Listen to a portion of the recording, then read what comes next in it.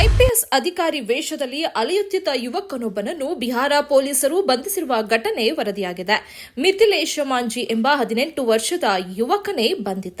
ಬಿಹಾರದ ಜುಮಾಯಿ ಜಿಲ್ಲೆಯಲ್ಲಿ ಈ ಘಟನೆ ನಡೆದಿದೆ. ಪೊಲೀಸ್ ಆಗಬೇಕೆಂಬ ಕನಸು ಹೊಂದಿದ್ದ ಮಿಥಿಲೇಶ್ ಅದಕ್ಕಾಗಿ ಕಷ್ಟಪಟ್ಟು ಓದಿ ಯಶಸ್ಸು ಸಾಧಿಸುವುದು ಬಿಟ್ಟು ಎಡವಟ್ಟು ಮಾಡಿಕೊಂಡಿದ್ದಾನೆ.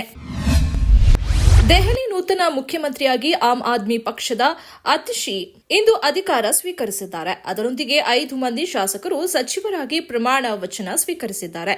ರಾಜಭವನದಲ್ಲಿ ಸಂಜೆ 4:30ಕ್ಕೆ ಪ್ರಮಾಣ ವಚನ ಬೋಧನೆ ಕಾರ್ಯಕ್ರಮ ನಡೆಯಲಿದೆ ಎಂದು ವರದಿ ಹೇಳಿದೆ. ಇತ್ತೀಚೆಗೆ ಅಮೆರಿಕಕ್ಕೆ ಭೇಟಿ ನೀಡಿದ ಸಂದರ್ಭದಲ್ಲಿ ನೀಡಿದ ಹೇಳಿಕೆಗಳ ಮೂಲಕ ಸಿಖ್ ಸಮುದಾಯದ ಭಾವನೆಗಳಿಗೆ ನೋವುಂಟು ಮಾಡಿದ ಆರೋಪದ ಮೇಲೆ ಕಾಂಗ್ರೆಸ್ ಮುಖಂಡ ರಾಹುಲ್ ಗಾಂಧಿ ವಿರುದ್ಧ ಎಫ್ಐಆರ್ ದಾಖಲಿಸಲಾಗಿದೆ ಎಂದು ಪೊಲೀಸರು ತಿಳಿಸಿದ್ದಾರೆ.